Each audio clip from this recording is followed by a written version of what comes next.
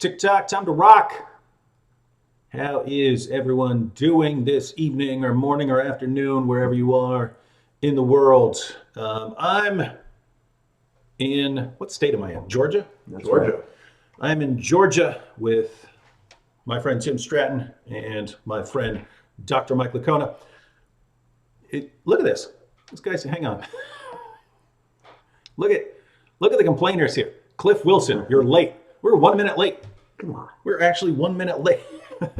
So I'm trying to show these guys how to use the programs. I'm here with Mike and Tim, who need to up their game on YouTube, right? They've got great content, but there's content and then there's getting your content out to the world. Tim, before we get started, introduce you, just explain how my recent words in Israel changed your life forever. Yeah, well, my name's Tim Stratton. I have a website called freethinkingministries.com. I love to blog and podcast, things like that, but the three of us were in Israel together not long ago, along with many others. And, you know, Dave started picking on me. He's like, hey, Stratton, 2008 called. They want their blogs back. When are you going to become a YouTube rock star like me? And, you know, I was convicted. I felt the Holy Spirit, along with Dave Wood, convict me that, hey, you know, I need to up my game and join the YouTube world. So I came all the way here to meet with Dave so he could give me some pointers. So here you go. So yeah, back in 2008, I was blogging too. And just to be clear, no, it's good to, there are people who go to blogs. I'll go to blogs to look things up and stuff like that. And I really need to start posting on my blog again, but it's good to diversify. That's right. It's good to diversify. So you post stuff on YouTube and on your blog, and then you're rocking that stuff. So this is, again, Tim Stratton, Free Thinking Ministries, link to his channel, how have you been using your channel up until now if you haven't really been on YouTube? Is it like a place to store videos or something? That's exactly right, just so I could put videos on my website. I had a YouTube channel here that really nobody knew about. So stay tuned. It's going to be officially kind of relaunched soon. But hey, I'd love to have you subscribe to what I've got going right now. Just search for Free Thinking Ministries. No, the link's in the description box. There you don't go. need to search for anything. All right, good. All right, so go ahead and if you want, then you can. Well, basically, no, wait. See if you like some of his responses that he gives tonight during a Q&A, and then if you think, hey, I like this guy, then click on there. Understanding that up until now he's kind of just been using YouTube to store his videos, but that he's going to be focusing more on YouTube here in the near future. So then you can be ready for it. All right, and we have as well Mike Licona. How you doing, Mike? Hey, doing just great. It's great to have you. Thanks for coming on down to Georgia and visiting with us and showing us some of the ins and outs of YouTube. Yeah, we're doing YouTube. The master with it. We're doing YouTube tutorials. I told people recently we're going to build an online apologetics empire. We're going to get a bunch of people posting on YouTube and all this stuff, and so that's it's one of the cool things to do this year. Gonna run everything. Gonna run everyone through YouTube training and get everyone. Even see, there are people. You know, there are apologists who write lots of stuff. There are apologists who go around speaking. There are YouTube apologists and people like me who focus all their attention on YouTube. But basically, wherever your energy is focused, if you're using YouTube at all, you might as well use it well. So that's what we want for everyone this year. Look at this. Hang on. I'm just focusing on some of these complaints. First of all, we have, where is Sam? Who cares where Sam is? He's probably sitting in front of his screen crying that he's not with me because he's jealous. And he's always been jealous of Mike Licona. And he's always looked up to Mike Licona as the greatest New Testament scholar and historical Jesus scholar on the planet. And so Sam is probably in tears right now trying to figure out why he's not on here. And Sam, it's easy. It's because you suck at YouTube. All right. Now you heard it. One sec. We want to hear more from you real quick. We're just trying to get through a few of these initial comments. Fred Sanford says, can you repeat the live chat rules, please? Thank you. If you're talking about whether people should be banned or something like that, basically, if people are in the comments section and they're really nasty and not focusing on the comment, not focusing on anything and trying to distract people and so on, you want to give them a timeout at first and warn them. If people are like insulting others, not really contributing anything, you want to give more leeway to like Muslims than you do, to Christians, right? If a Christian's in here and he's just being a jerk, well, he should know better. If it's a Muslim or an atheist, you might want to give them a little more leeway, give them a warning or something like that. But guys, come on, we should be here to kind of, get along and have fun and not be so darn negative all the time. With that said, we understand that people are going to disagree with us, so they're free to disagree with us. They're free to argue. They're free to disagree with us and respond and things like that. So you're basically looking for people who are nasty or cursing or something like that. And then, yeah. All right.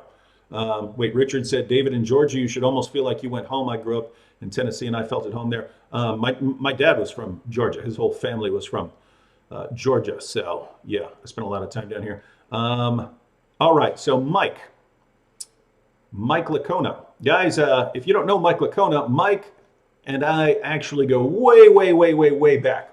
So I knew Mike before I knew my wife, and then I knew Nabil before I knew my wife, but I knew Mike before I knew Nabil. So I got out of prison in the year 2000, and I met Mike sometime shortly after that, and then I met Nabil after that. And if you read Seeking Allah, Finding Jesus, you've actually read some about Mike, or if you've listened to Nabil's testimony, because since I knew Mike, then there was a time when I asked Nabil. We were at school, we were in the room where we had our speech and debate meetings, and I was talking to Nabil, and I asked him, I said, what would actually bother you if you found it out, right? What would bother you about Islam? What would make you start to doubt Islam if you found out that it was true? I was thinking in terms of evidence, right? Like, if I found out Muhammad did such and such, then I would start to doubt Islam.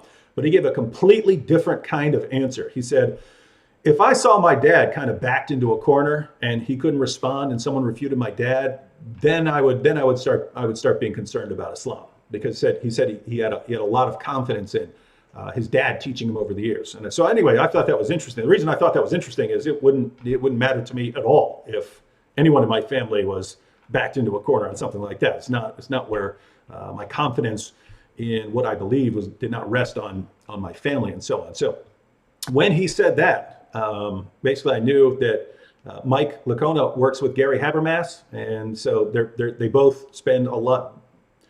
Right now, Mike's one of the top guys in the world on the resurrection. Back then, he was a little more up and coming, but he had studied under Gary Habermas, the master, and Gary Habermas was coming down. And so I went to Nabil one day and I said, hey, Nabil, it'd be cool. Why don't you and your dad come over and I know this guy and he studies the resurrection, and he works with Gary who studies the resurrection. Maybe we'll get together and study, have a discussion about the resurrection. You bring your dad and so on. And so the idea was that Nabil had already told me that if he saw his dad backed into a corner, that would bother him. So brought Nabil and his dad came over to Mike Licona's house. And so anyway, if you are familiar with that story, then that's this guy. So Mike, what got you interested in apologetics? We're going to be taking questions and responding to stuff and so on. Right now, we just want to make sure, because before we actually went live, I saw people asking who these guys were.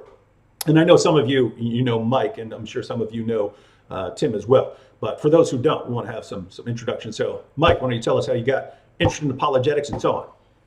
Yeah, it was the fall of 1985. I was finishing my final semester of coursework for my master's degree in New Testament studies. And I just started to ask myself the question, how do I know this stuff is true? I'd been born into a Christian family, and Christianity is really the only worldview I knew. I mean, I heard of other religions, worldviews, atheism, Islam, Buddhism, etc. But I really didn't know much at all about them. I figured if I'd been born in India, I'd be a Hindu. If I'd been born in Afghanistan, I'd be a Muslim. I believed I had a relationship with Christ, with God. I was spending probably 2 hours a day in prayer at that point, and several hours a day reading scriptures. I was learning to read it in its original language, the New Testament, that is, in Greek. And so I just asked myself, am I just brainwashing myself? Do I really know that this stuff is true? And so I started to doubt my faith for the first time. I got one of my roommates suggested I go see Gary Habermas. So I knocked on the door of his office. He invited me in. I mean, he didn't put me down at all or anything like that. He just said, hey, there are lots of people who doubt. He told me he had doubted at one point. But then he started to go through the evidence for the resurrection of Jesus. And he said, if Jesus rose, Christianity's true. That kind of settled my doubts for that moment. I was just looking for an answer, someone to reassure me that Christianity was true, and Gary did. Mm-hmm. But later on, I started to doubt again. And I went through various periods of doubt. And even into my doctoral work on the resurrection of Jesus, as I was studying the philosophy of history. I've done a lot of work on the philosophy of history and research with it. And I started to recognize that I had my own biases. I wanted Christianity to be true. I wanted the resurrection of Jesus to be confirmed. And this had a very, this wasn't good in an investigation on the resurrection of Jesus because it could compromise the integrity of my research. And so I worked out things I was just obsessed with doing as an objective research project on the resurrection of Jesus as was possible for me. Nobody can be 100% objective. We all have what we want. But really what we want is truth. And if Christianity is false, I wanted to know that. I didn't want it to be false, but if it is false, I wanted to know that. And so it took me a lot longer to get my doctorate because the average doctoral dissertation is 60 to 80,000 words. Mine was over 250,000. So whereas in graduate school, a term paper that was 20 pages, double spaced with a few footnotes was a nightmare to me. Mine was, well over 500 pages, single spaced, and over 2,000 footnotes. So that's what led me into apologetics. It was my own doubts. I needed them resolved, and I didn't. In the end, it wasn't pat answers that I wanted. I didn't want to just be reassured that what I believed was true. I wanted to get to the bottom of things. I wanted to know whether it really was true, no matter where it led. Mm-hmm. All right. Well, that's cool. I'm going to ask Tim the same question because keep in mind, lots of people become Christians. The vast majority of people become Christians who are raised Christians. Don't decide to go into kind of what we do. Constant, endless discussions of the evidence and so on. So it's good to find out why. We're going to take a couple quick comments real quick first, and then we're going to go back to Tim. Chris Claus here says, Chris, are you related to Santa? I'm sorry, I'm sure you get that all the time. Chris said in the super chat, God bless you. Question for Mike Licona, do you still feel looking at the Gospels as historical biographies is the best way to view them? I do. Yeah, absolutely. There's a lot of work that has been done over the years. Both classicists and New Testament scholars view the Gospels as ancient biographies, or at minimum that they share a lot in common with ancient biography. Back then, genres were fluid. They could blend in with one another and cross lines. So yeah, I think we have good reasons to believe that the Gospels are ancient biographies and that they intended to report accurate history. Mm-hmm. And guys, just so you know, again, Mike probably talk a little bit more about his background, but he's a historical Jesus scholar. So he studies this way more than I do. So this would be a good time for questions along those lines. Mike, up here we have interesting comment here. Jude Augustine said, hey, David, I like you, but I disagree with you with your video about India's I am Indian and a Catholic. It's pretty safe. Come here and see. Stop judging from there. Jude, here's my concern. One, I would have to wonder if you watched my video, because I acknowledge that Christians and Hindus get along very well in certain areas, and that in certain areas there don't seem to be any problems. I pointed out that in other areas of Hindus, churches are being burned down, Christians are being killed, and so on. Now, so if you're disagreeing with that and you're saying that this doesn't happen, that there aren't places where churches are being destroyed and vandalized, and there aren't places where Christians are being killed. If you're saying that, then that's pretty interesting, but you'd have to take that up with the New York Times, the BBC, NDTV, all these different networks, and some of them Indian, some of them Western, that are actually putting up pictures of burning churches and cars that have been torched and so on. And you're going to have to show that these guys are just flat out making all of this stuff up. And if you're going to do that, then I'd be interested in hearing that, because you'd be exposing some gross blunders from the media. But Mike, you happen to know some people who know quite a bit about. I have a board the member. situation. I have a board member. He's a physician here in the United States. So one of your friends, you know someone personally. He's a close friend. He's from India, born in India, raised in India. He practices medicine over here now, but he became a Christian. He was a Brahmin. He's Brahmin, and became a Christian. He says he cannot return to India now. And his mom became a Christian and is experiencing some persecution right now over in India. So, yeah, Christians are being persecuted. Now, I don't know the full story, but I've been told that the current president of India has said he wants to wipe out Christianity from India in the near future. Yeah. Well, so, Jude, again, in order to, we kind of know too many people who are saying, no, there is persecution over here. So again, the only way I can see of reconciling the information that we're aware of is that it's okay in certain areas and not okay in other areas. So if you're saying, no, that's wrong, it's okay in all areas, please explain. Question from Candace. Candace said, are there any specialties or niches where you see a need for a Christian apologist to step in via YouTube and social media? Both these guys could comment if there's any areas they'd like to see people go into. I'll say what I would like to see. What I'd like to see is people focusing on sort of particular individuals, right? In other words, if there's an atheist that you watch and you think there need to be more responses to him, focus on that guy. And whenever that guy posts something, like put it this way, there are tons of Muslims who dedicate their entire channels to responding to me, right? Like everything I say, they'll post stuff. They usually don't even understand what I'm saying, and they usually misrepresent it. That's fine, but it is interesting that they understand. Hey, here's a guy. Let's keep focusing responses on him. That could be the case with sort of every important Muslim apologist on YouTube, or every important atheist apologist on YouTube. If there were people on YouTube who are responding to everything these guys kind of put out, then you've kind of got all the bases covered. In other words, I cannot respond to everyone. There's too much stuff being put out. But if there were 50 Christians and they were focusing on 50 different people, then you've got everything covered, right? You've got responses to everyone.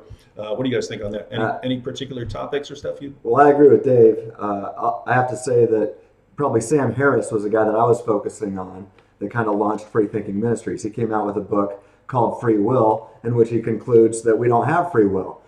And that really got me thinking. And it just, I wanted to go on a mission to see if that was true. And so that's why I started Free Thinking Ministries. I do believe that we have free will. I also think that we can deductively prove that. And I think the best explanation for the fact that humans have free will is the existence of God. In fact, I think it's the biblical view of God. I argue for that. But there's also other atheists that I like to interact with. Mike does the same thing. He's got a handful of guys that he's really kind of focused on interacting with. And Mike, why don't you share a little bit about that too? Oh, yeah, well, I do agree with both of you. And it's hard to know who to go, after. I guess you just have to take on who you want to. And several years ago, I know Bart Ehrman was having a big impact. He still is. Probably the most influential skeptical New Testament scholar in the world today. And, he's a really good communicator. He's very persuasive. I wasn't persuaded by his arguments. And so I years ago, I did a few reviews of his book, some of his books, and also ended up debating him a few times. We have since become friends. I respect Bart. We get along really well. We disagree on things, but we have a friendship. So then that's been kind of interesting how that has happened. But I value that friendship. So, and it's neat. We can disagree with people. We can challenge what they're saying. He can challenge what I'm saying. I think as long as we do it respectfully, we can get along pretty well. But it takes two to do that. Bart's willing to do that. I'm willing to do that. And perhaps you guys can find someone who's willing to do that, and you're willing to do that. Mm-hmm.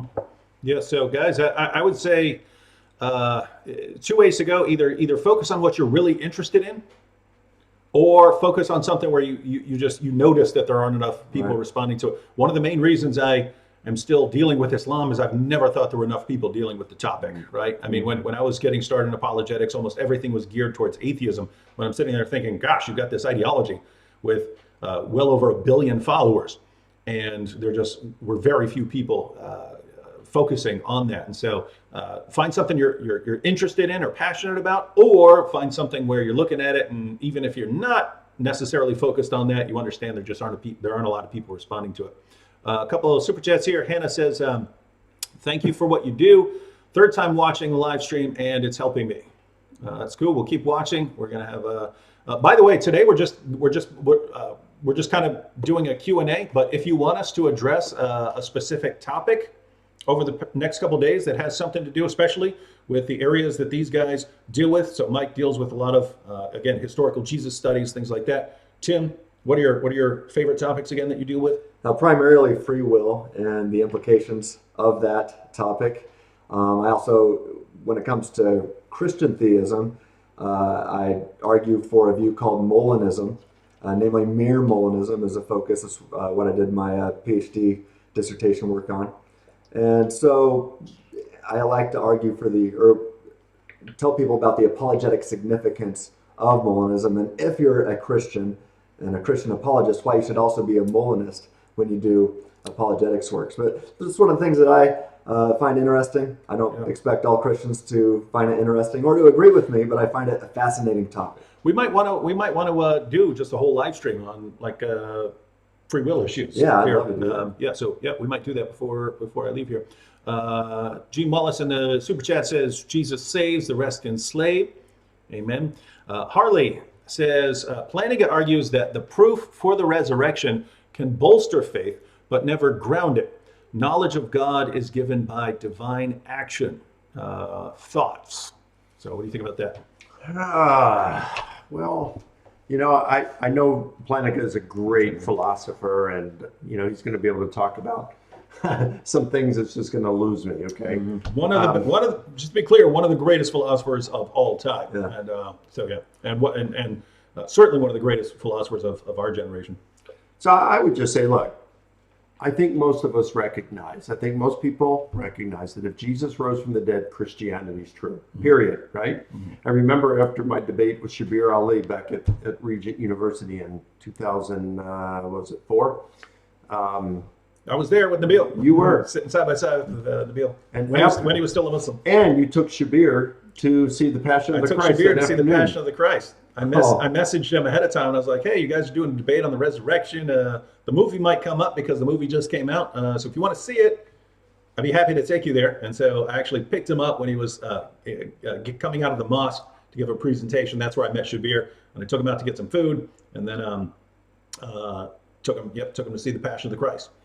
So I remember after the debate, you were walking out with Gary Habermas. Mm-hmm. And I think Gary had a graduate assistant with him that he brought. And you were walking ahead of Nabil and I. We came out of the auditorium. We're walking down into the parking lot. And I remember Nabil saying, Mike, you did really well tonight. I think you won the debate. And he said, I think Christianity does have some good evidence. So does Islam. But he said, the only thing I think you Christians have over Islam is the resurrection of Jesus. And I said, that's it, folks. Nabil, did you hear what you just said? Because if Jesus rose from the dead, it's game, set, match. Christianity's true, period. And he said, well, yeah, you're probably right there. And then I said, hey, Doc, Gary, come here. Nabil, tell Gary what you just told me. You remember that? Mm-hmm. And then he came down and we all talked about it for a little. So if we're going to talk about grounding and whatever, I'm not sure in what sense that Flanagan is referring it to. I would just say, if Jesus rose from the dead, we are on good grounds for believing that Christianity is true. And there's really good evidence to think that Jesus rose from the dead. Now, if we go through some philosophical and scientific arguments for God's existence, does that bolster the case? Sure. But I do think that just looking at the resurrection itself, the evidence for it, the historical case, gives us adequate reason, more than adequate, to believe that Christianity is true. Yeah, now, if just to be clear, Harley, if you're talking about like, saving knowledge of the truth or something like that, obviously we believe that the Holy Spirit, right? That the Holy Spirit is the one who does that, and that we can't come to Jesus unless we're drawn by the Father. And so if you're talking about that, but I mean, guess what? People can look at the evidence for the resurrection, conclude that Jesus rose from the dead, and then conclude, well, gosh, if I'm going to listen to anyone tell me about God, I'm probably going to listen to that guy. Do you have anything you want to add, or should we go to some more? Yeah, let's just keep it going. Keep going? All right. All right, so Jared, question for Mike. What is the best evidence for the resurrection today? You're going to have to encapsulate this. We'll probably do something again here in the next couple of days in case. So if I'm going to spend a day, one live stream with Tim discussing free will issues, then maybe one day you can basically take everyone through the modern research on the resurrection. So, but if you were given it in a nutshell, what would you say? I'd say the best evidence, or best or simplest way to present it is, there are a number of facts, and I say facts in the sense that these are strongly supported items that are strongly supported by the data, and so strongly supported that even nearly a universal majority of scholars today will grant them as facts, whether they're atheist, agnostic, Jewish scholars, whatever. They all will, acknowledge these. These would be things like Jesus' death by crucifixion, that shortly after a number of his followers had experiences that persuaded them Jesus had been raised from the dead and had appeared to them.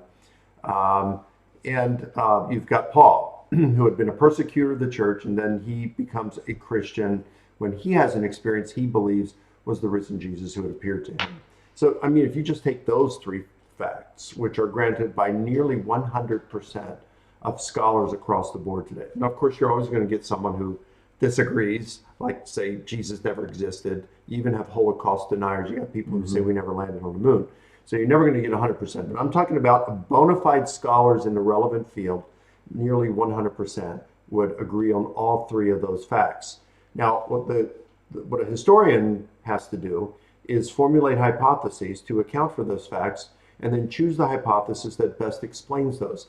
Which one explains all of them? Which one explains them without forcing them to fit? Which one explains them without some sort of great amount of speculation involved? Given our background knowledge, which one of them explains these facts the best? And the resurrection hypothesis, by far, explains those three facts better than any competing hypothesis. So that's how I, in a nutshell, I think is the best.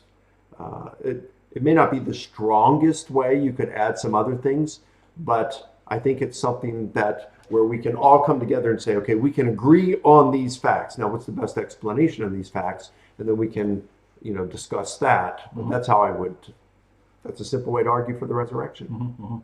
Dapper Dave in the super chat says, strange request. Can you dedicate a video that addresses the appeal of Islam from the Quran? The appeal of Islam from the Quran. I would like to be better having a conversation with a person of that faith to explain that Christianity is the way to go. Thanks. As far as most people who convert to Islam, it has nothing to do with the Quran. They hear stuff about Islam and about what it teaches, usually completely misrepresented. Muslim preachers will adapt the message to whatever people happen to like or believe in an area. So if you're all about feminism, they will adapt the message of Islam so that it's a complete feminist message. Whatever you believe in, they will adapt it for you to get you to convert. As far as the Quran, there are occasionally people who are impressed by the Quran and convert on that basis. It's usually just this constant emphasis on God and worshiping God, and as well as incorporating a lot of the biblical figures, right? A lot of the prophets that they're familiar with and so on, as well as Jesus. And so they're reading about, so it's usually people who have some sort of problem already with Christianity, but who are raised as Christians. And so they're looking for an alternative. And then Islam comes along and says, hey, we're the alternative here. Look at the Quran. You already believe in all these guys, but Islam is better. And so people convert on those grounds. But that's kind of the only, thing that I would find that someone might that I'm aware of, that someone would, study the Quran and come to believe in Islam. Again, there are people who will say, oh, it's because of the miraculous eloquence of the Quran, or it's because of the amazing scientific insights of the Quran. Those people usually aren't basing it on the actual Quran. They're basing it on what people say about the Quran. So it's kind of a different category. All right, so Dapper Dave, all right, we're going to flip over to Tim right now. I said we were going to have Tim explain why he decided to get involved in apologetics when there's lots of people who don't go that route. Yeah. Well, I was raised in a Christian family, raised going to church. I took it for granted. I basically thought everybody was raised that way. And eventually I became a youth pastor. I thought that was, just the right thing to do. But after being in youth ministry for a while, a couple of years into it, I remember a young man tapping me on the shoulder. He'd been in my Bible study for a couple of years. He was the son of one of the elders in my church. And he tapped me on the shoulder right before youth group started. It's the beginning of his junior year. Had him since he was a freshman. And he said, Tim, I just wanted to come and let you know face to face I'm not coming back to youth group this year. And I said, oh, that's too bad. Are you going to a different church now? And he goes, no. And I said, well, are you going to keep coming to Bible study? He goes, no, I'm not coming back to church. I'm not coming to Bible study. I became an atheist over the summer. I've been watching YouTube videos with Richard Dawkins and Sam Harris and Christopher Hitchens and Stephen Hawking, and fill in the blank with your favorite atheist. And he said, they've convinced me that book that you've had us studying is nothing but a bunch of fairy tales. I believe them, and God does not exist. And I said, dude, you know that's not true. You've seen it. You've read it in the Bible. Paul tells Timothy that every word is God-breathed. It's the inspired word of God. And he said, yeah, but I don't believe that that's true. And I said, yeah, but it's in the word of God. And he said, but why should I think it's in the word of God? And I said, because it says it's the word of God. Paul tells Timothy that. And he goes, Tim, that's begging the question. That's a logical fallacy. This is a 16-year-old, and I didn't even know what a logical fallacy was at that time. And he said, tell you what, Tim, if you can answer one of my questions or objections, I'll stick around. And I don't know for sure, it's probably gave me a dozen from which to choose. And guess how many I could answer? 0. And he looked at me with a look I'll never forget, with disappointment. And I felt like I just really let him down. He even had a little bit of tears in his eyes. And he just looked at me. He was just disgusted with me. And almost as if he was saying, you call yourself a youth pastor. And he turned around and walked out of the doors of the church. I'll never forget it. And some of those objections, man, they were pretty good. At least I thought they were at the time. Kind of shook me a little bit, kind of rocked my faith. I didn't know what to do. I went home that night, and with that shaken faith, I prayed. And I said, God, what do I do here? I never felt like I was the smart kid in school. And he's raising all these questions, and objections for everyone from physicists to philosophers. And I was like, I can't contend with those. And I felt like God was telling me, man, if you're going to be a shepherd, you got to learn how to defend the sheep. And I didn't know how to do that. So a colleague of mine gave me a book called Reasonable Faith by William Lane Craig. And I started Googling him, and I found, I was watching his debates. I found some guy named Mike Licona, reading his stuff. And man, my faith was just being strengthened, and I was learning how to answer these questions. Eventually, I wanted to go to Biola University so I could learn from these guys. And it's just been a fantastic ride. My mind has been transformed.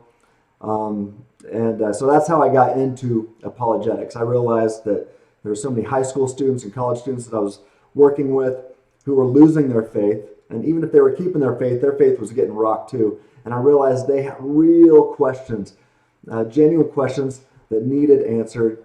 And I felt like God was calling me to answer these questions. And it's been a fun journey. But that's how I got into the field of apologetics and philosophy, and now systematic theology too. So, well, speaking of philosophy,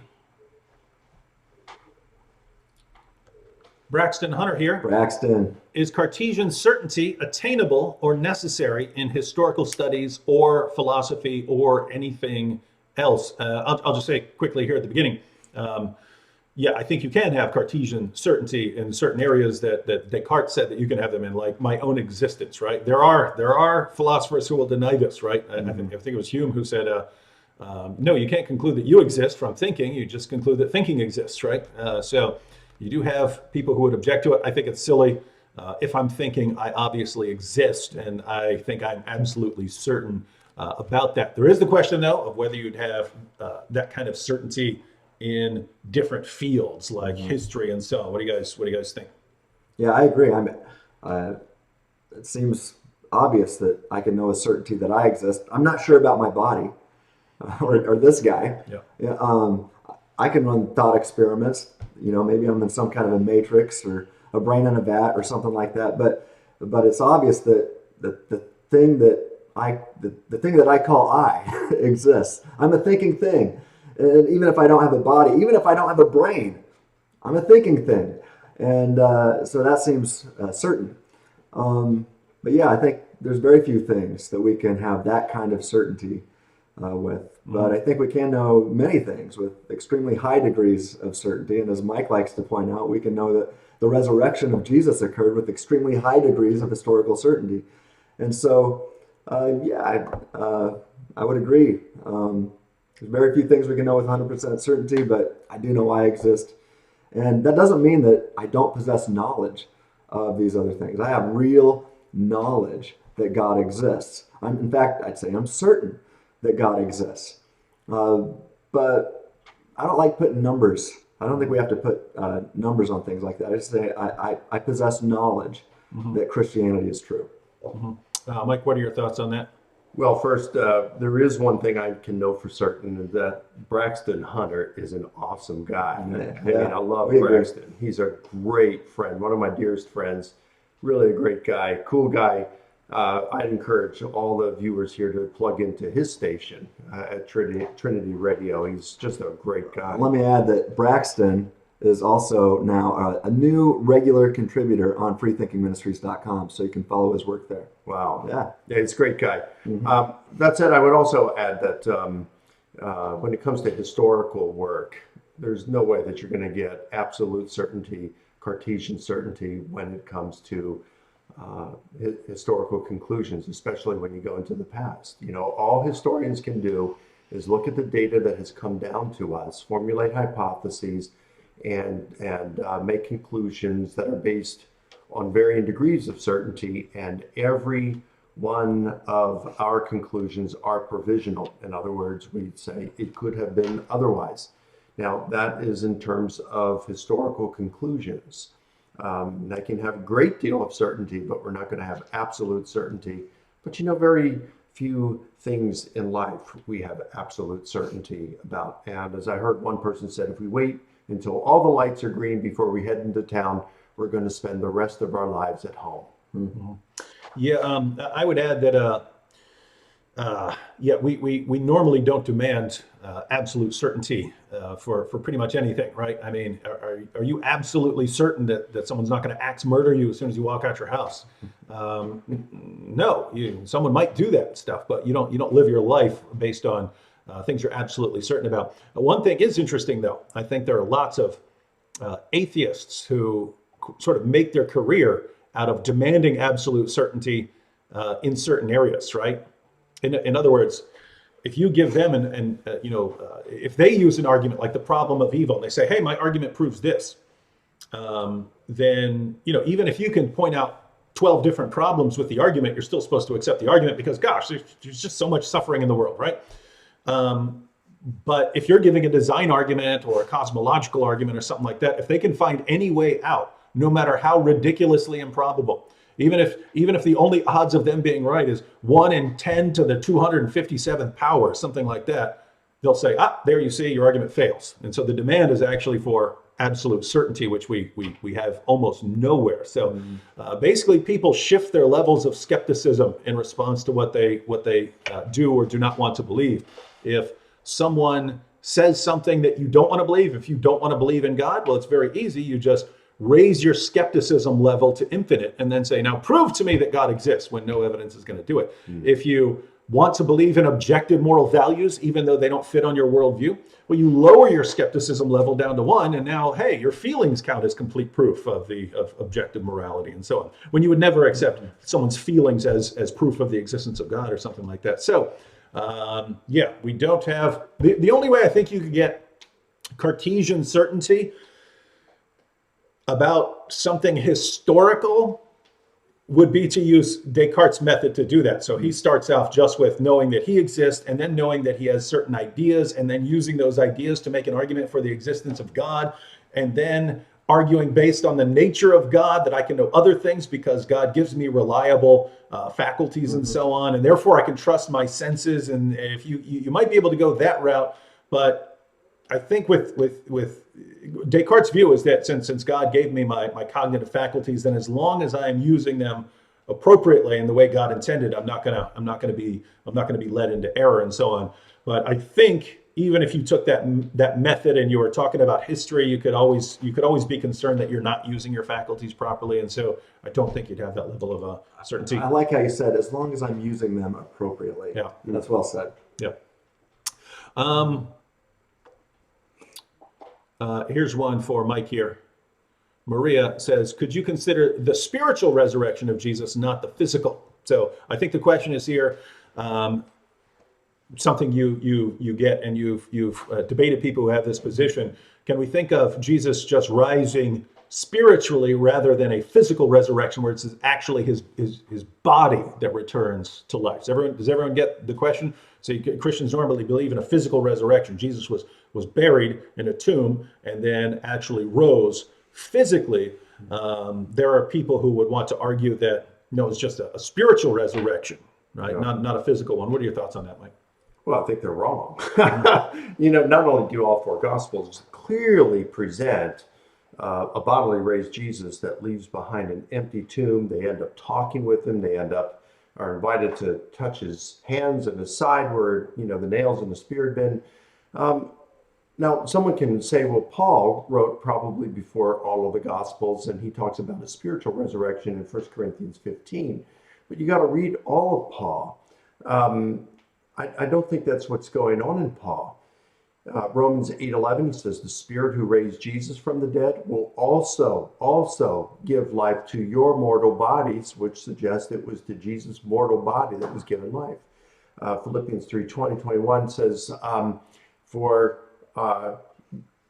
we eagerly wait a Savior who will transform our humble bodies, transform them to be conformed to Jesus's glorious body. So it's a transformation. You read 1 Corinthians 15, it talks about, and verses 50 and following, it talks about a transformation of our bodies. 1 Thessalonians chapter 4, verses 13 through 17, probably the earliest piece of literature in our New Testament. And Paul says he doesn't want us to grieve as those who have no hope when we've lost a loved one, because we're going to see them again. And he basically says how when Christ returns, he's going to bring back with him those who have died as believers. And then the trumpet will sound and the dead in Christ will be raised. Well, what does that mean? If he's bringing the dead in Christ back with him, how are they going to be raised then after he brings them back with him? Well, it's simple. The dead in Christ are raised in terms of their corpse are brought back to life. The spirit of that person is brought back into that corpse and then is transformed into the powerful, glorious body that's animated by the Holy Spirit, as described in 1 Corinthians chapter 15. You have Paul in 2 Corinthians chapter 5 that says,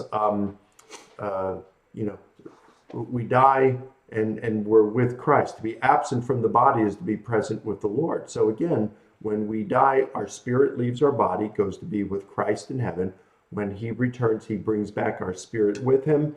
Our corpses are regenerated back to life. The spirit is returned to the body, and it is raised, transformed into a resurrection body.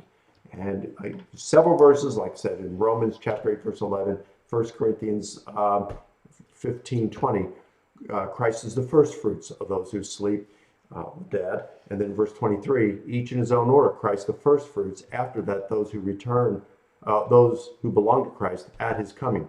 So again, we go to be with Christ in spirit when we die, but the resurrection happens of us.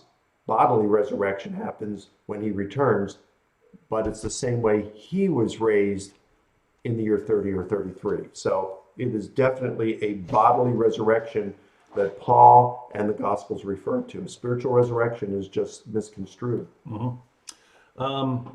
Here's another quick one from Mike.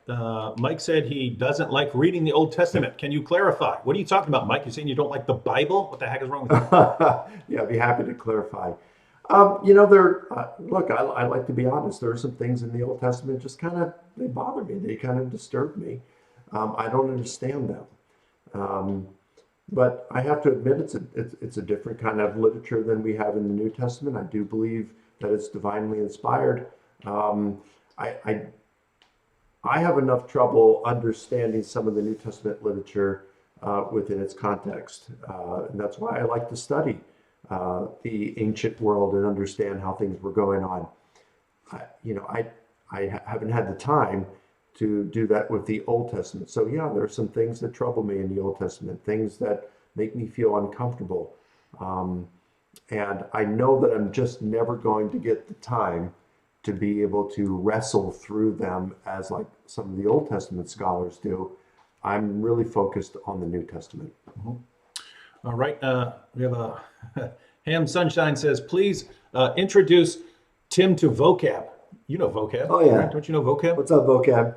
No. He's not vocab. He's saying introduce Tim to vocab. Yeah, I know vocab. Yeah, he knows vocab. What are you talking about? What are you talking about, Ham Sunshine? Maybe he wants you to choke vocab out or something like that. I'm not messing with him. All right, here's one. I know it's not New Testament, but how do you counter the God of the gaps argument? You familiar with the God of the gaps argument? Yeah. Everyone know the God of the gaps argument? It goes like this. Yep. So you give some argument based on, let's say, probability or something like that. Right? So if you talk about DNA or the origin of life or something, and you show, hey, it's so improbable that these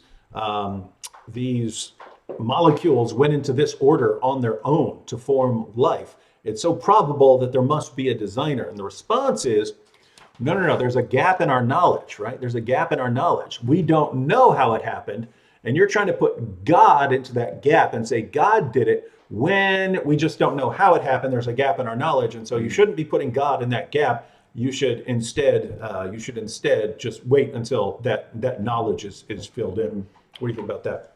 Yeah, it's the old, well, I can't figure it out, so God must have done it. Mm-hmm. I've never reasoned like that. Well, not at least since I got into apologetics and studied that. I might have, the old Tim, the old youth pastor might have done that, which wouldn't have been good. But, I think about arguments like the Kalam cosmological argument. And if the two premises are true, anything that begins to exist has a cause and the universe began to exist. Now, those two premises seem to be true, right? We don't have any reason to doubt them. And all the evidence, all the data supports those two premises. So we're quite rational in saying that those two premises are true. Well, if they're true, the conclusion logically follows that therefore the universe has a cause. And when you think about the nature of the universe, it's all things time and space and all things nature. Well, if nature, time, and space began to exist, now we can make some rational inferences. We're not jumping to conclusions and saying, therefore God, or therefore God must have done it. Not at all. We're saying if nature, time, and space all began to exist, which is supported by the scientific data and through logic alone, if nature, time, and space began to exist, then the cause of all nature has got to be other than nature. And that just simply means supernatural. The cause of time has to be timeless. And if it's timeless, then it's also beginningless because beginnings require time. If it's spaceless, or if the cause of space had a beginning, or if space had a beginning, then whatever caused space to come into existence has to be spaceless. And if it's spaceless, then by definition it's immaterial because matter requires space to exist in the first place. We can also conclude some other things. Whatever caused nature, time, and space to begin existing, whatever caused the entire universe to begin existing, must be extremely powerful. I can't think of anything that would require more power.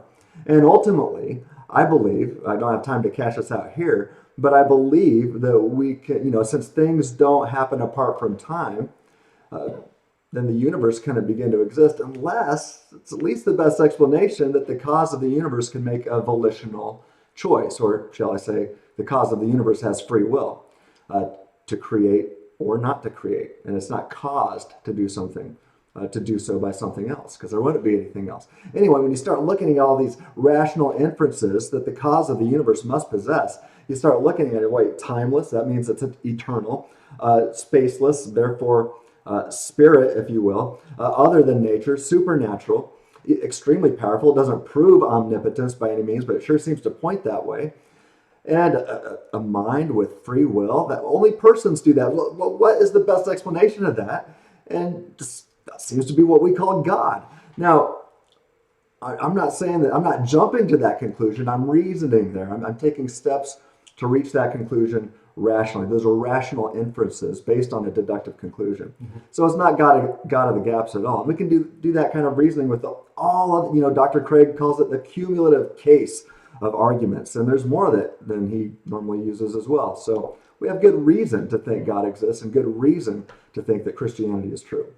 Yeah, I would just add, I've been planning for a while to make a video on the God of the gaps argument because it's been so massively misused. First thing, here's an interesting fact. It was Christians who came up with the God of the gaps argument, right?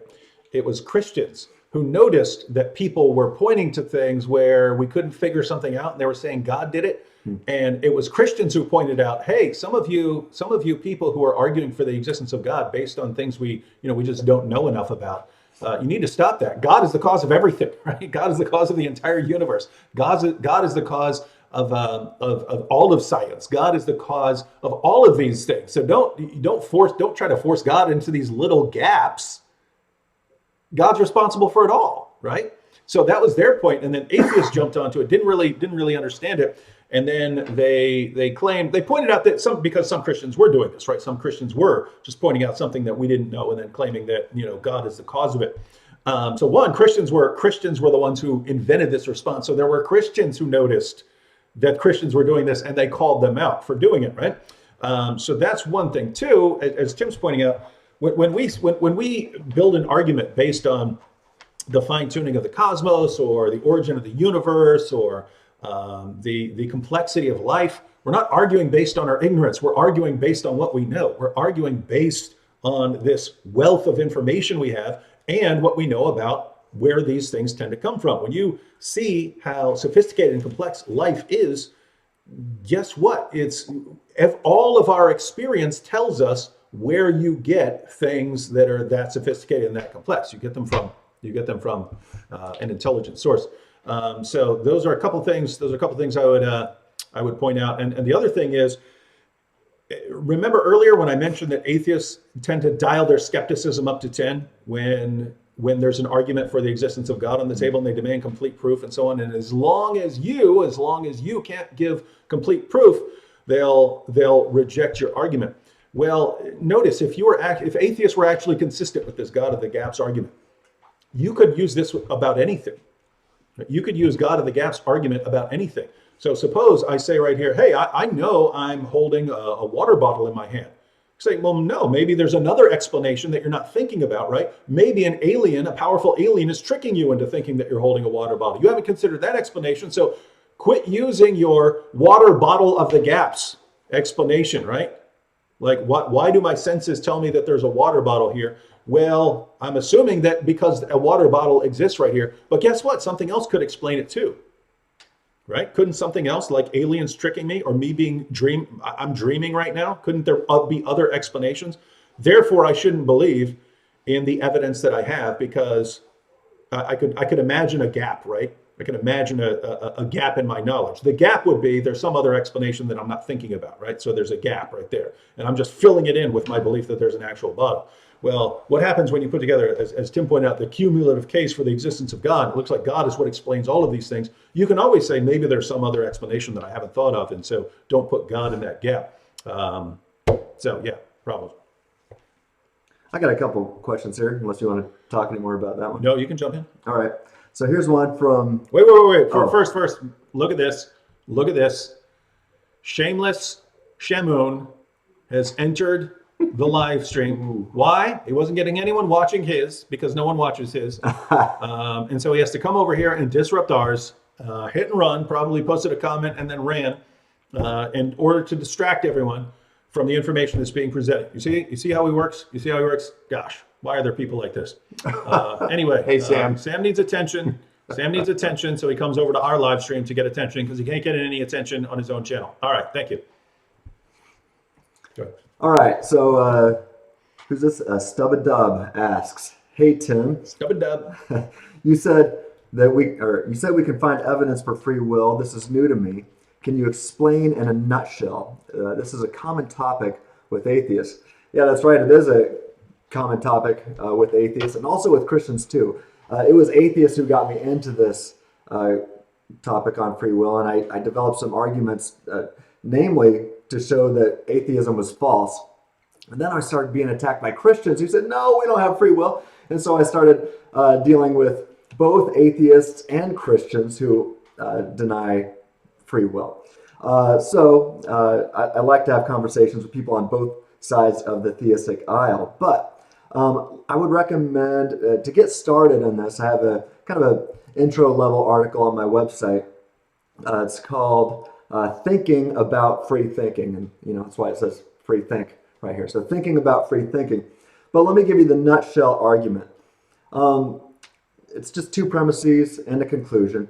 It says, if humans are not free in the libertarian sense, they cannot either rationally infer or rationally affirm claims of knowledge. 2, humans can rationally infer and rationally affirm claims of knowledge. 3, conclusion, therefore humans are free in a libertarian sense. And I think one of the best ways to explain this quickly and in a nutshell, as you asked for, is to give this short thought experiment. It goes like this. Suppose a mad scientist somehow gets control of your brain, and he exhaustively controls and causally determines all of your thoughts and beliefs all the time. And this includes exactly what you think of and about, and exactly how you think of and about it. All of your thoughts about your beliefs and all of your beliefs about your thoughts are caused and determined by the mad scientist. And this also includes the next words that will come out of your mouth. So here's a question. How can you, not the mad scientist, rationally affirm the current beliefs in your head as good, bad, better, the best, true, or probably true, and the list can go on? Note the range of options from which to choose without begging the question. Good luck with that. That's impossible. And if you replace the scientist with physics and chemistry, or I would even argue with God, or anything else, anyone or anything else, then you've got the exact same rationality problem, but for different reasons.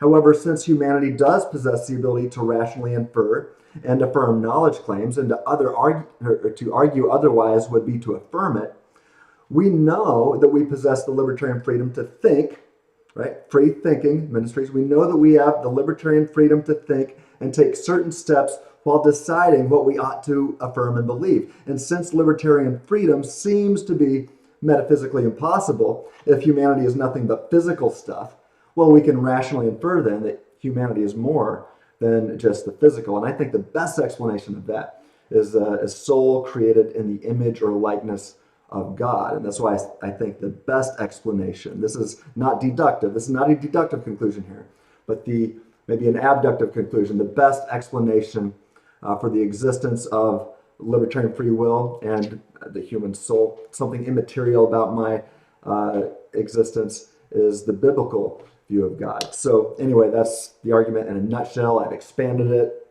to show some of those other conclusions as well. But notice Tim used that as an argument for free will. But if you notice, a lot of what he's saying should be a huge problem for atheists. Right. If they're atheists in the physicalist, materialist sense that the physical world is all that exists. If the physical world is all that exists and everything that happens is just strictly determined by laws of nature, particles in motion, and so on, then every thought that I've ever thought has been determined, right? It was determined before I was ever born, right? Wasn't up to you. Particles in motion. And so going back briefly to his example, just think, if every thought that you think right now was determined by a mad scientist, every thought is, you're being given those thoughts, right? So suppose you're actually a brain in a vat, in a lab, and a scientist is making you think everything around you. Well, your thoughts would not, well, one, your thoughts would not be free. Two, you couldn't really say they were rational. They were rational thoughts, right? You would have no way, you wouldn't even know, right? Because that would even be up to the mad scientist. Whatever Yeah. you said about your thoughts, Yeah. it's not up to you. Where did you go? That's what I want to know. And so the mad scientist, he could give you a true belief or he could give you a false belief. You just wouldn't know it. You wouldn't know, and so you can't even affirm your own thought processes and so on. But notice the exact same thing would follow if all of our thought processes were determined by particles in motion, right? Mm-hmm. You have a belief. If I have a different belief, who's right? Well, you're determined to believe what you believe. I'm determined to believe what I believe. It's both the result of particles in motion. So how could we even trust any of our reasoning if we are just sort of particles in motion? So And we've got some issues there. Right. And Sam Harris, I mentioned him earlier. Let me read a quote from his book. This is one of the things that got me started thinking about this stuff. He says, quote, "Free will is an illusion." Now, he says this because he's an atheistic naturalist. He thinks everything is caused and determined basically by physics and chemistry or the forces of nature. So he says, "Free will is an illusion. Our wills are simply not of our own making." And then he says, thoughts and intentions emerge from background causes of which we are unaware and over which we exert no conscious control. We do not have the freedom we think we have. And then he says, either our wills are determined by prior causes and we are not responsible for them, or they are the product of chance and we are not responsible for them. End quote. Now, the problem here is, then he's not even responsible for these own words. So how does he know they're any good? They were determined by, his own thoughts here that he records on paper weren't up to him. They emerged from background causes over which he was unaware and over which he exerts no conscious control. So he can assume, but guess what? That assumption is not even up to him either. Physics and chemistry, according to him, caused and determined his assumption. So you just get into this state of vertigo. And it should rock you. The state of vertigo is warranted, and it's a good reason to reject this view. That if the thing that you call I can actually evaluate concepts like free will and like the resurrection, or if you can evaluate concepts, then there's something about you that's different than the rest of the stuff in the universe. Mm-hmm. You can evaluate things, even if you can evaluate it as good or bad, then you have a range of options. And I should define free will or libertarian free will very quickly. It at least means that there's no external causes when it comes to your thinking. If I'm talking about libertarian free thinking, that there's no mad scientist, there's no physics and chemistry causing and determining your thoughts leading to your beliefs. But I also like to argue that libertarian free will typically means that I possess the ability to choose between a range of alternative options, each of which is compatible with my image of God nature. And I throw an image of God, I can just say with my nature. So I have the ability to choose between a range of options, a range of alternative options, each of which is compatible with my nature.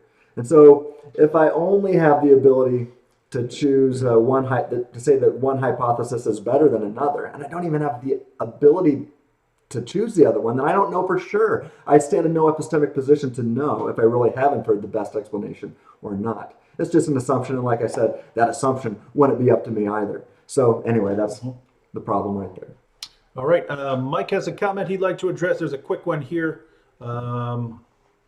This is from Sam. No, let me get this one because it's just a quick comment, but there's no response required. I just want to point out, Jamal Khan said, I'm from Pakistan, and I know so many ex-Muslims secretly living a Christian life due to death threats. So keep that in mind, everyone.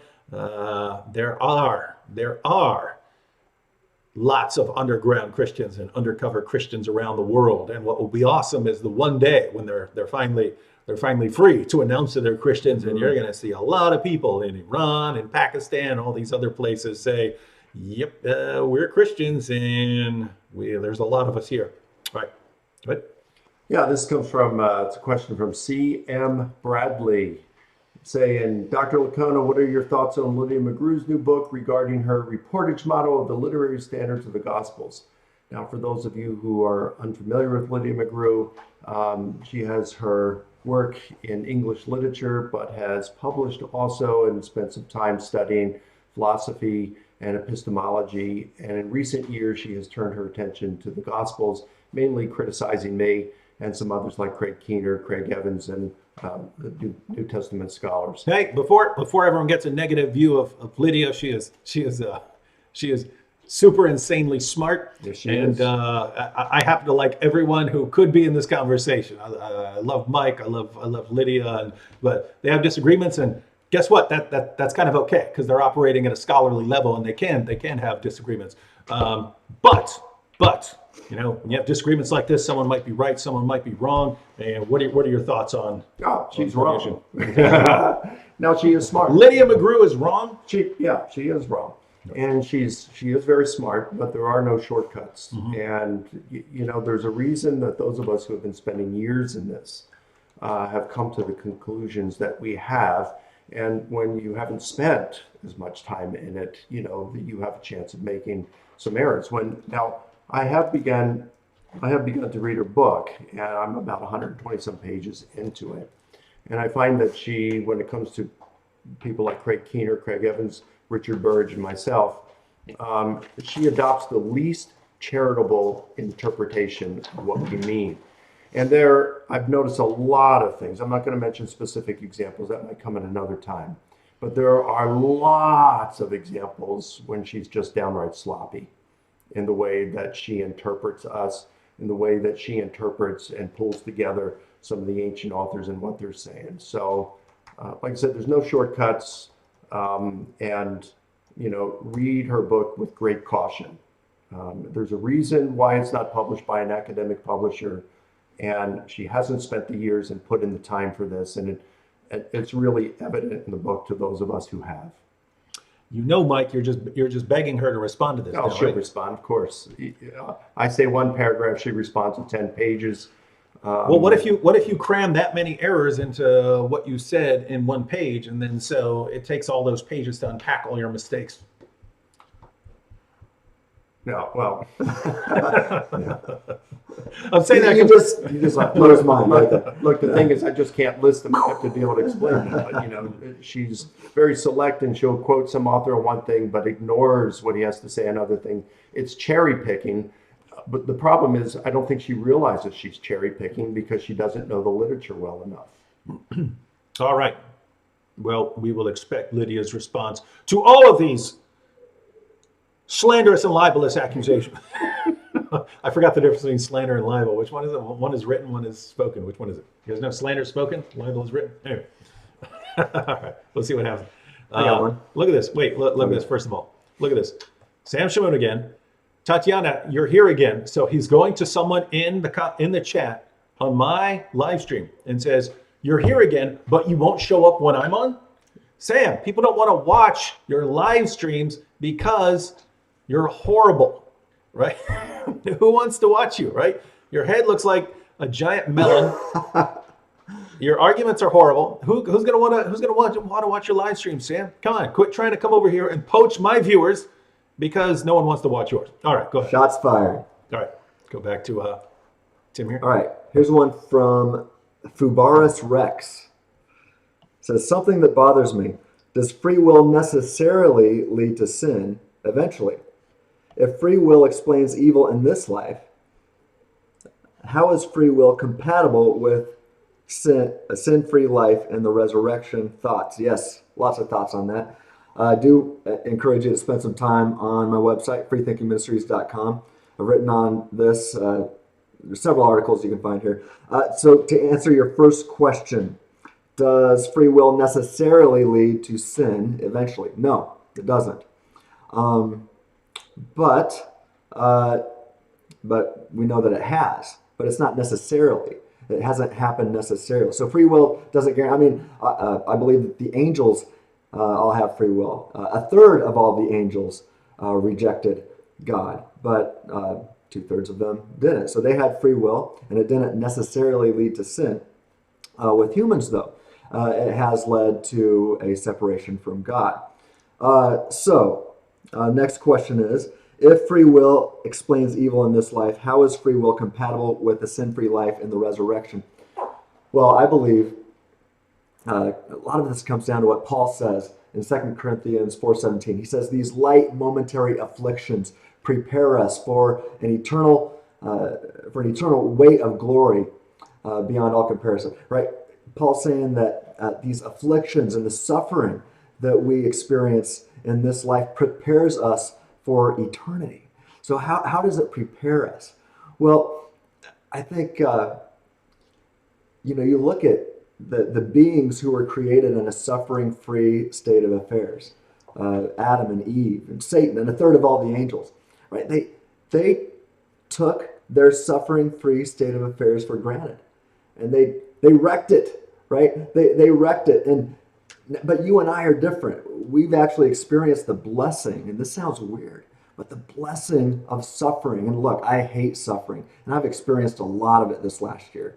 I've experienced moral evil from people. I've experienced natural evil with my knee. I actually went blind in my eye for a while. People are asking what's up with the eye patch in the picture that Dave shared. Yeah, I went blind in my eye for a while in 2019. It was crazy. I thought I was going to lose it. Got it back. It's mostly recovered now. But that was pretty funny that I picked the eye patch picture. Well, it got a lot of attention. Yeah. I thought for sure I was going to have to become the eye patch apologist or something like that. But you and I have experienced tons of suffering in this planet, and I know that when I'm in the presence of God, like Adam and Eve and Satan and a third of all the angels were, that I'm not going to take a suffering-free state of affairs for granted.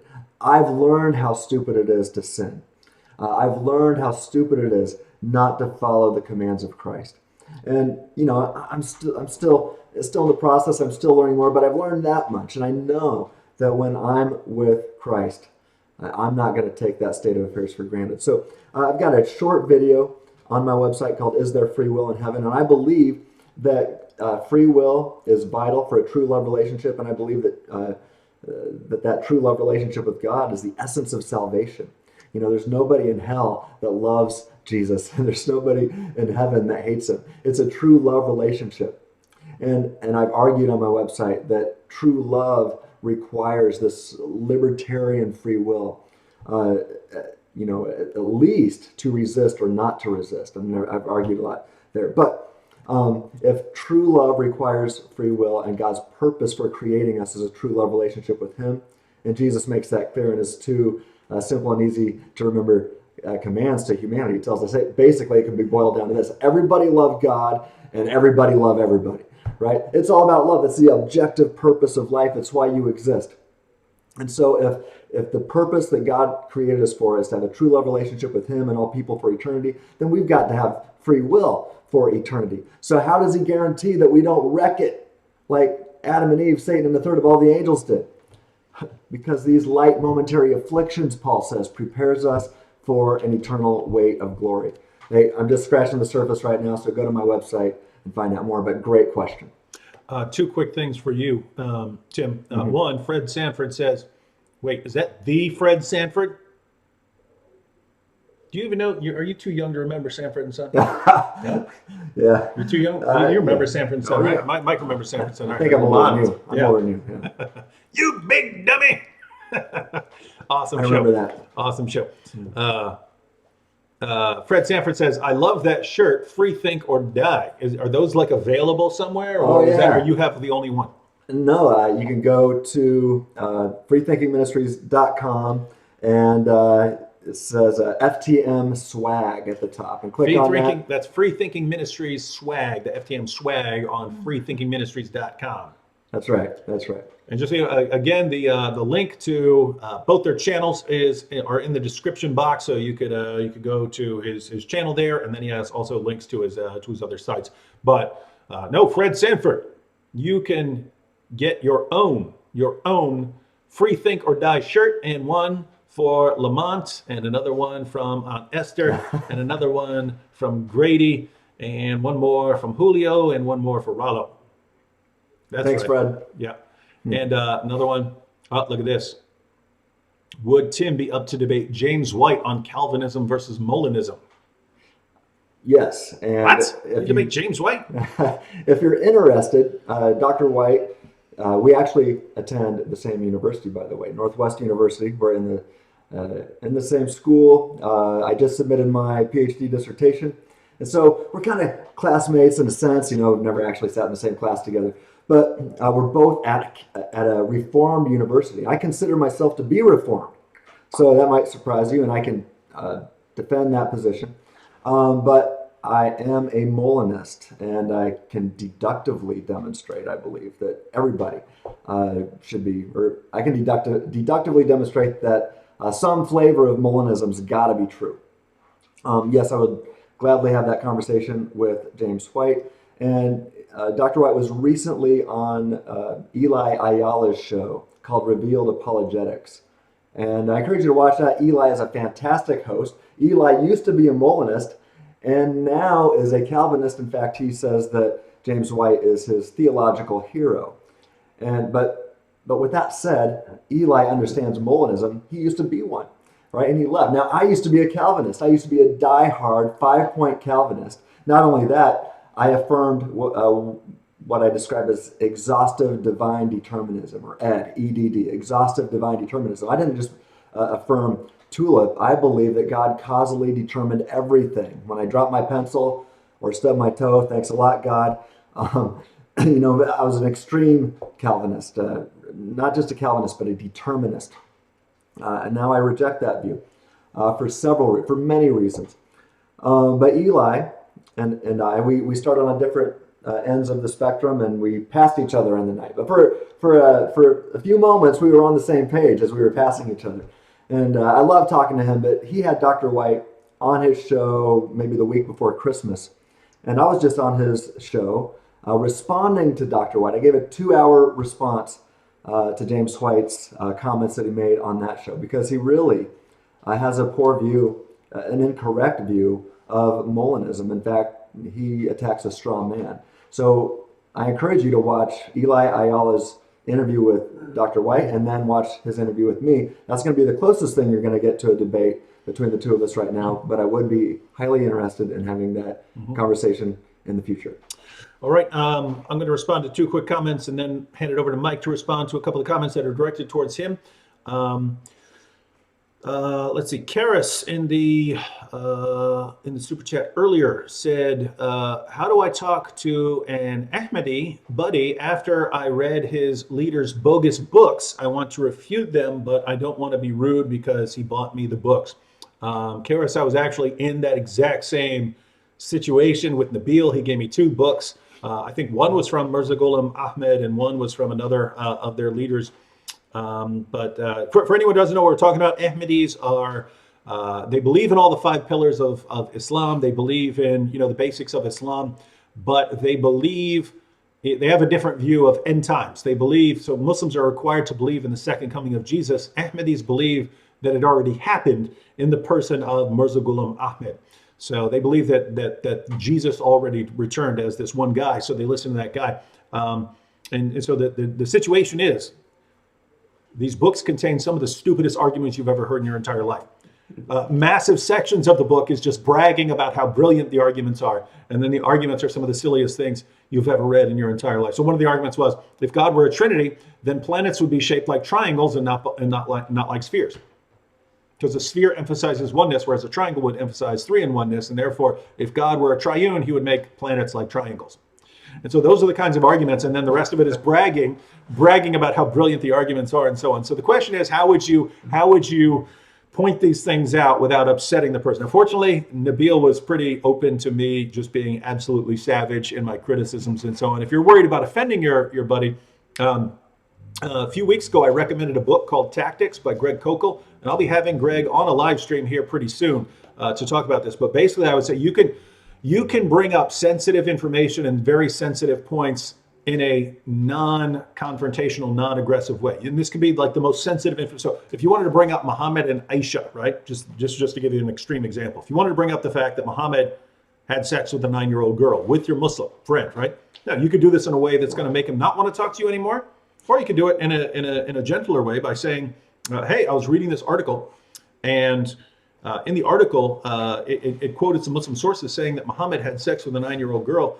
I have to admit that this bothers me. I was wondering if you could look through it and you could give me your perspective as a Muslim, because I just don't want to, believe the conclusions of the person who's writing the article. I'd like your input. There, you're requesting information, right?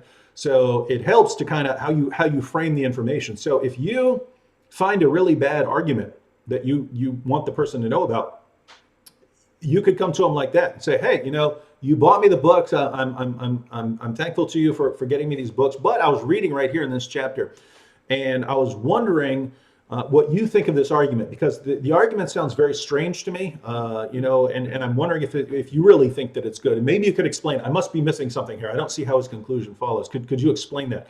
And so you bring up the exact same point that you would bring up if you just said, hey, this is stupid, but you do it in a gentler way, and that hopefully wouldn't run someone off. So just focus on using more questions. Again, if you can get a copy of Greg Kokel's book, Tactics, I would recommend that.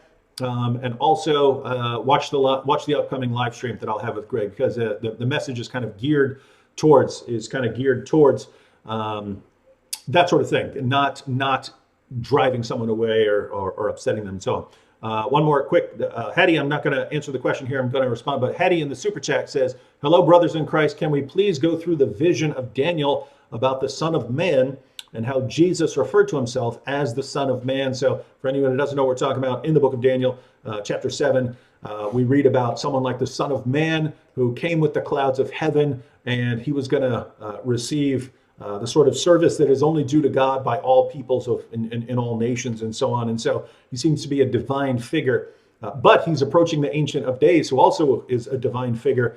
And Jesus at his Jewish trial, is actually, that's what they were pointing to, right? When he said he's the Son of Man coming with the clouds of heaven, that's what they said, you have to die. You have to die for this sort of blasphemy. And the reason this is important is Muslims point to Son of Man. They say, he's saying he's the Son of Man, not realizing he's claimed to be a very specific Son of Man who was divine, and that this was considered blasphemous by the Jewish leaders. So the reason we're not going to go through the entire passage is I've been wanting to make a video on that for a while. So Hetty, if you do not see me here, at least by the end of February, make a video on that. Go ahead and remind me, and I'll get to it, because it's an important topic.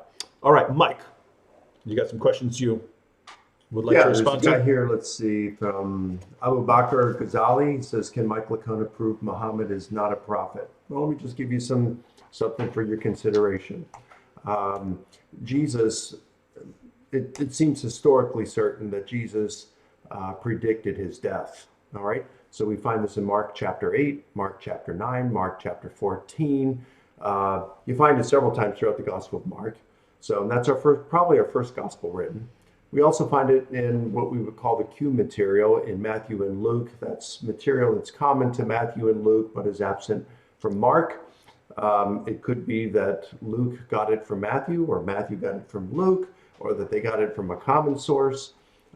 That's what they call Q, if they think it was a common source. But either way, it's a tradition that comes independently of the Gospel of Mark.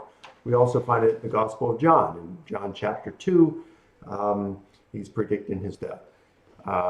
So you've got it. It's in multiple independent accounts, Jesus predicting his death. And there's other reasons I could give for believing that it is historically likely, historically probable that Jesus predicted his imminent death. And when I say imminent death, because the Quran says that he will be killed when he returns in the second coming. So I say imminent death, that is in the 1st century. Jesus was predicting it. Now, we've got one of two options here. Jesus died, or he did not die as he predicted. If he died as he predicted, then the Quran is mistaken when it says in Surah, 4, that God only made it look as though Jesus died. He made it appear that he died, but he took him to heaven. So if Jesus did not die, then that would have made him a false prophet. But the Quran says he's a good prophet. He was a great prophet, okay? So the Quran would be wrong about Jesus as a great prophet if Jesus didn't die. On the other hand, if Jesus did die as he predicted, the Quran is mistaken insofar as when it says that God only made it appear that he did. Either way, the Quran is mistaken. So I think the only way that you can really get out of that is to say, well, Jesus did not predict his death. But we've got lots of historical evidence that he did. I mean, you can go to my website. It's in my books, but you can go to my website, risenjesus.com. I've got an article on it there. So if you say that Jesus did not predict his imminent death, then you have to give some historical reasons why, not just quoting a book that claims to be divinely inspired that was written 600 years after Jesus' death. Give me some historical reasons. You have to account for all those things, all the reasons to think that he did predict his imminent death. So if he did predict his death, it would seem you're going to have to determine for yourself whether you think Muhammad was a true prophet of God when the Quran has such things in it. Yeah, I'll just add to that so Mike pointed out that we have historical evidence that Jesus predicted his own death. We have the predictions recorded. By the way, it's on my YouTube channel. On my YouTube channel, there's a video that says crucifixion or crucifixion, and that explains this. I would add that if the Muslim wants to take the route that Mike said was, if he wanted a way out, he could argue that Jesus didn't say that, and therefore that the Gospels are wrong. The additional problem that he runs into is the Quran affirms not only the initial inspiration of the Christian sources, but also the preservation and the authority, right? So in Surah 7, verse 157, Allah says that during the time of Muhammad, Christians still had the gospel and were reading the gospel. If you look at how the gospel is used from the 2nd century onward, they refer to the fourfold gospel. The gospel would either refer, you could have the gospel as in terms of a message, right? Like preaching the gospel. If they're talking about a text you would read, they refer to from the 2nd century on, they treated the four gospels as a unit called the fourfold gospel. But basically it's affirming what the Christians were reading from the 1st century down to the 7th century.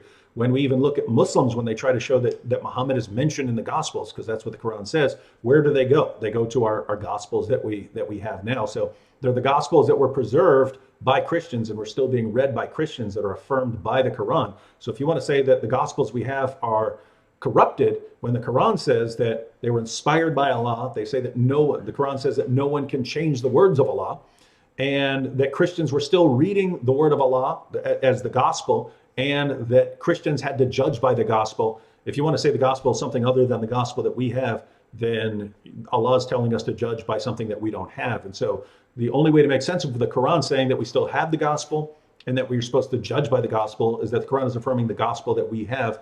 And so if you want to say that the prophecies, Jesus prophesying his own imminent death are wrong in the gospels, then your problem isn't just with history, your problem is with Islam as well, and with the Quran, and with Muhammad. And so, guys, there's just no way out of this, right? History affirms that Jesus made these predictions about himself. The Quran affirms the sources that record these predictions. So if you want to deny that Jesus made these predictions, then you're kind of going against both history and your own book, and you're just gonna have some problems there. All right, what do you guys think? Shall we be wrapping up here? There's one more real quick. We'll go with this. What is your opinion of open theism? It's false. What? It's false. How can you know that? The only alternative would be closed. You're not closed-minded, are you? I'm open-minded. In fact, I'm open to considering arguments for open theism. I think the arguments are lacking. I think the arguments for middle knowledge are quite strong, and I don't see good reason to think open theism is true. But, if I could add to that, I've talked about Molinism a little bit, and somebody has asked, what is Molinism? Just really quickly, and I mentioned James White on Eli's show on Revealed Apologetics, and Eli asked him to define Molinism, and he said it would take too long, and so he wasn't going to do it. But let me tell you, you can do it in just a few seconds. Is this something about which you're passionate? No, I don't really care about Molinism, but I just know a little bit about it. But mere Molinism is what I like to call, or it entails two essential ingredients, or two pillars, if you will, and that's this: that one, logically prior to God's decision to create the world, God knew everything that would happen in any possible scenario he could create. And this entails God's middle knowledge.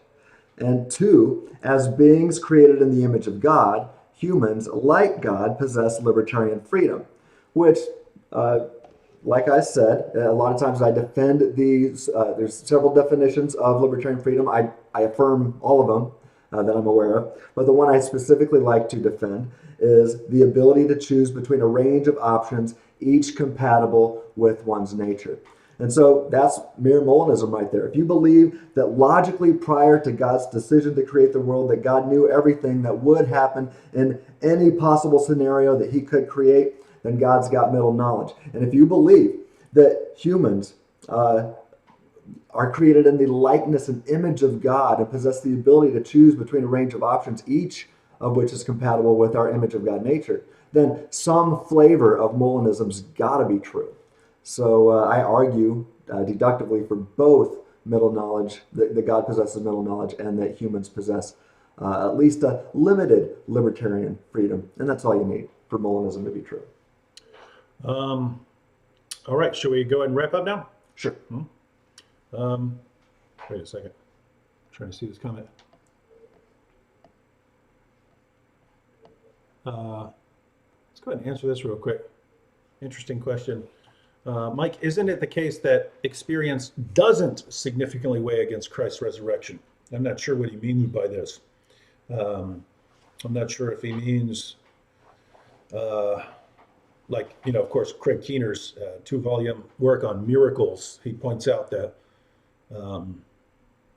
just backing up, the main response for the past couple centuries to the idea of a miracle or Jesus rising from the dead comes from David Hume, who argued that since there's a uniform human experience against miracles, we go through life all day and we don't see any miracles. Then when someone comes along and claims that someone has risen from the dead, well, all of our experience tells us that that's not the case. All of our experience tells us that that's not the case. That sort of thing doesn't happen. If 100% of people who die stay dead, then there's uniform human experience against Jesus' resurrection, and therefore, I'm sorry, I just can't believe what you're saying if you tell me that a man has risen from the dead. Now, there are all kinds of problems with that. One, you should never believe anything unique that happens in experience if it's the only example of its kind. So notice, following this. You should reject the atheist's claim that life formed on its own, right? Because wait a minute, it doesn't keep happening. Well, all of our experience tells us that doesn't happen. Why would you believe that, right?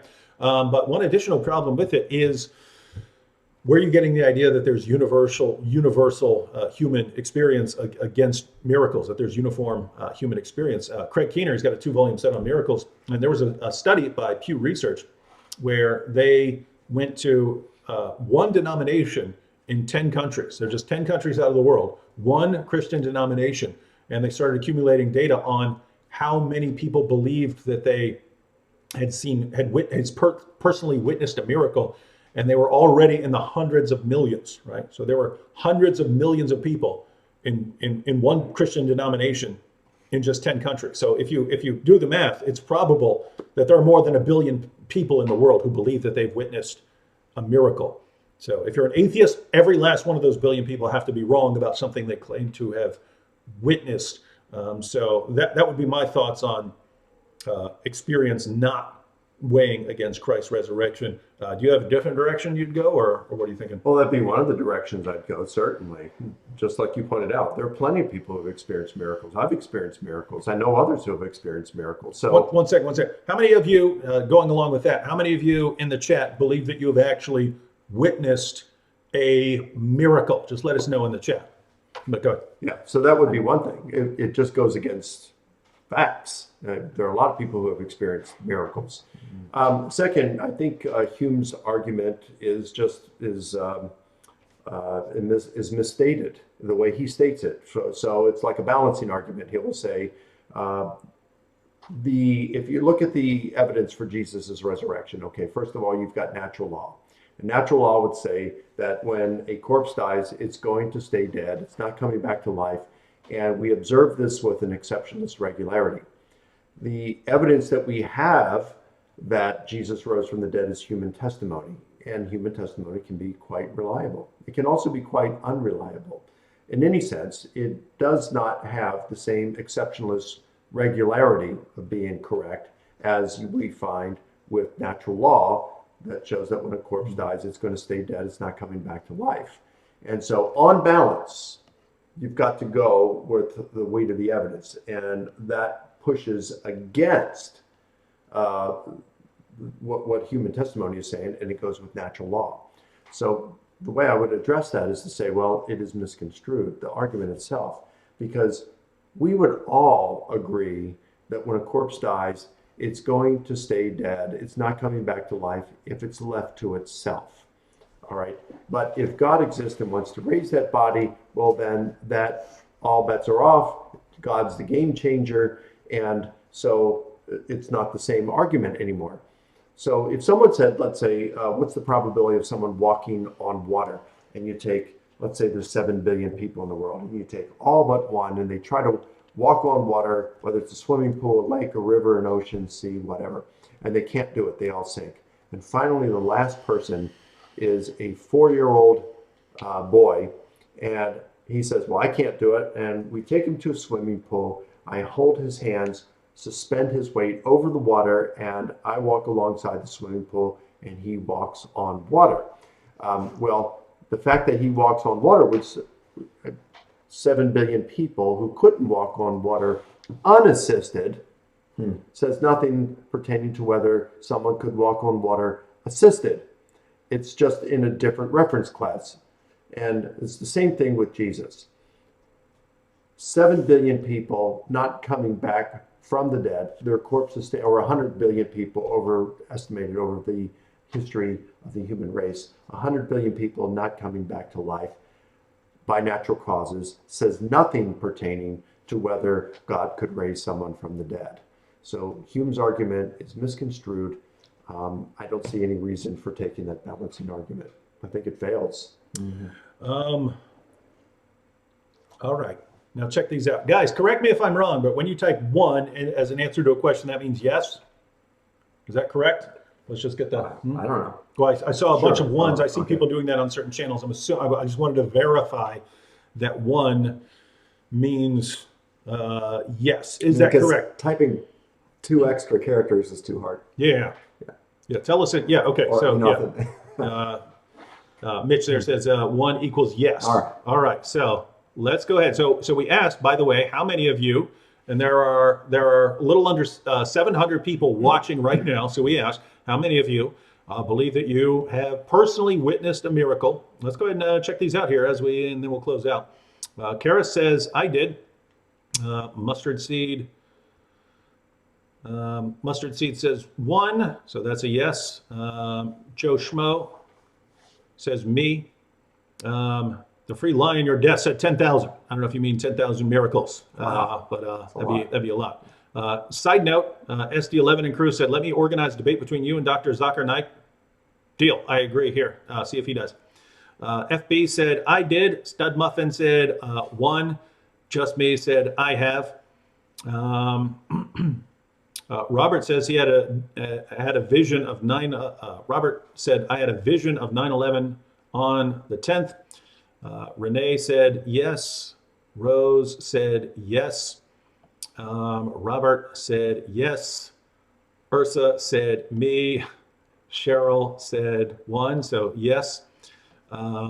Candace said, I've witnessed several miracles. Skeeter Lee says, I have.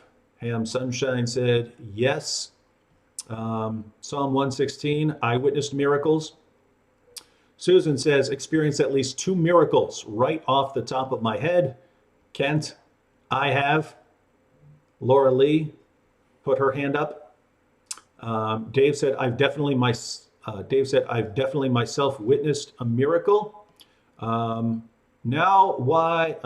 Chris said, not yet, but check out what's going on here. All the Wiser said, yep. Weaver said, 0 miracles here. Pete said, yes, multiple supernatural experiences. Shawnee, I have.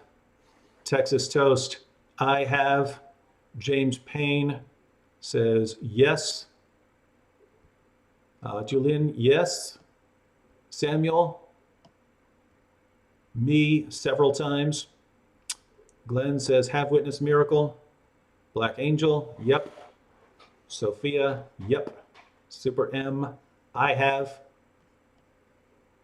Suze, yep. Healings plus personal salvation was just amazing. And what says, yep. Salacin said, yes, many times, a few myself, experienced for myself. This is interesting. Andrew Martin says, I'm an atheist and I've had lots of miracles and I've even done them too. That's an interesting. Bakhtivar said, I have not. Marion said, I survived something that should have killed me. Is that a miracle? Well, I mean, it depends, right? You can be sick and, statistically you should die, but you don't, and that could just be your immune system, or it can be a miracle. So there'd have to be more info.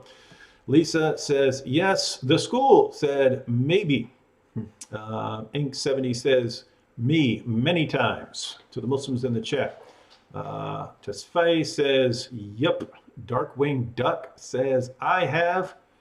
I'm guessing 2 means no. So Pan Aggie says no. Joel said, I saw a friend healed of a generated disc in his lower back publicly. Greg J says, me. Salty is very salty because he says, I've never witnessed a miracle.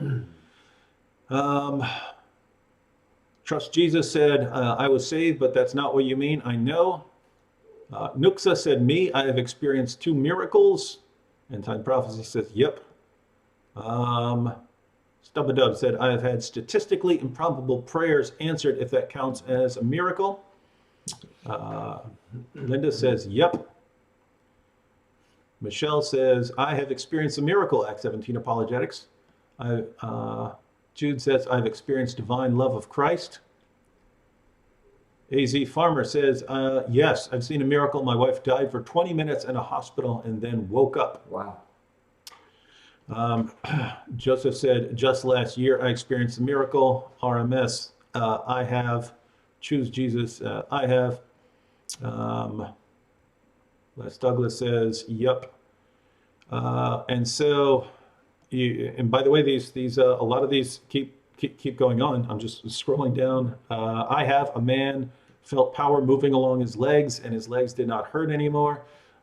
So we have almost an infinite. Yeah, it keeps going. Notice this is 700 people watching, and how many people believe they've witnessed a miracle? It seems like well over 100, right? So add me to the list. Add you to the list. Yeah. And so, guys, that's one of the main problems. That's one of the main problems with Hume's claim that there's this uniform experience against miracles. There are people all over the place who believe they've witnessed miracles. So, yep. All right, we're going to go ahead and wrap up. Now we are planning, since we're going to be down here for a couple days, we are planning to go live again tomorrow and on Wednesday as well. We have a couple topics that we're interested in covering.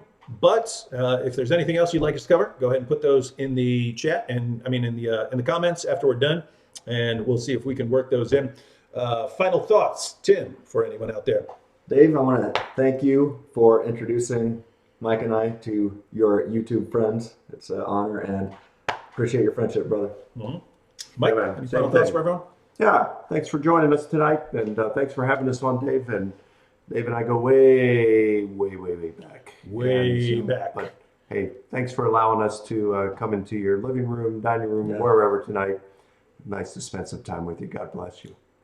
All right, Swordfish, as we're wrapping out, I'm not sure what apologetics is. Apologetics is basically giving a rational defense for what you believe. It comes derived from a Greek word that was a term in court where your defense of your client was called, your speech that you would give was called your apologia. So it's your defense of the claims. And so the apostle Peter adapts it in 1 Peter 3:15, and he uses it to say that the Christians always need to be ready to give a defense for the hope that we have. So that's what we do. But guess what? All Christians are called to do that. And so, guys, not all of you need to be full-time apologists, but all Christians should be apologists. You should be able to give people reasons for what you believe. You believe in God. You believe that Jesus died on the cross for sins and rose from the dead.